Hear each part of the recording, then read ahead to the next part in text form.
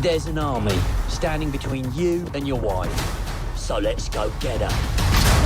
There had been movies that were not based off actual video games, but possessed a video game's sensibility like Hardcore Henry and more recently Free Guy. What the shit?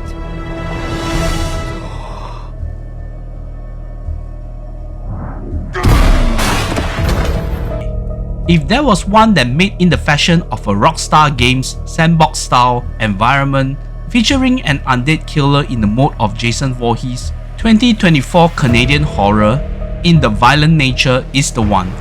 Directed by Chris Nash, this was tagged as an ambient slasher, and it was an interesting play of words with the title.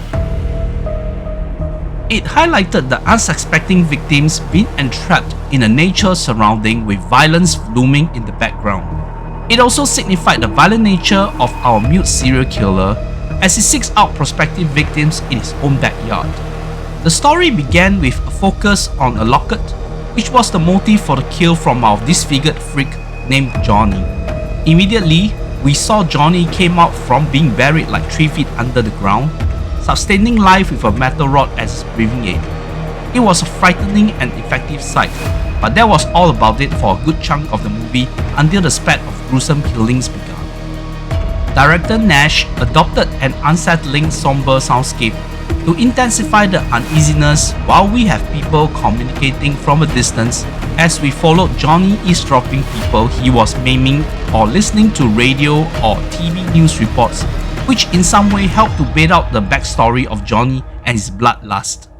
But as an audience, there was only that bit of tolerance to watch Johnny slowly strode about the vegetation and listening to obnoxious young people indulging in obnoxious young people conversation. But of course, things got rewarding when the kills began and the filmmaker knew how to escalate the grotesque nature of each kill. There was one particular kill that was something I had not seen before. But then again, I am not one to seek out gruesome visceral killings in my horror movies. The victim was doing yoga at the edge of a steep cliff, and Johnny came behind her with an industrial hook. It was legitimately between a rock and a hard place, and then you see how Johnny just worked his art with the hook that mangled both her spine and her crown in one swoop that will perk you up when your life had been in the shitter prior to watching the movie. It was not hard to see that Nash had been following the slasher tropes, including the final girl trope, yet you could feel that he was just making his own form of commentary while doing an unconventional way of filmmaking which might be deterring to some fans of this subgenre of horror films. Johnny's supernatural ability was not really being explained, and some characters' actions and reactions at the climatic part of the movie was a bit shoddily done and lackluster. The ending also dragged a bit too long, but I understand it was to build a bit of suspense. But still, it seems too self-indulging from the filmmaker. Despite being polarizing, it still garnered enough supports from film critics and a sequel had been greenlit. Then again, even more awful horror movies like Winnie the Pooh, Blood and Honey, and The Strangers Chapter 1 brought out sequels. Inaviolentnature might warrant one. Perhaps Nash and his crew could outdo themselves with his style of storytelling. Although I had highlighted that this was not the worst horror films to watch this year, I could not award anything higher than 5 upon 10. Still, you should give it a try.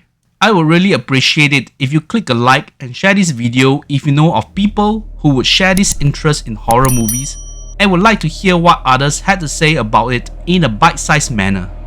The preceding review was on Damien McCarthy's Oddity, which was one of my favorite horror films of the year, so check it out. Now excuse me as I try to stay off a deathly chasm when I am doing yoga in the nature. But who am I kidding? I don't even do yoga. Good night, folks.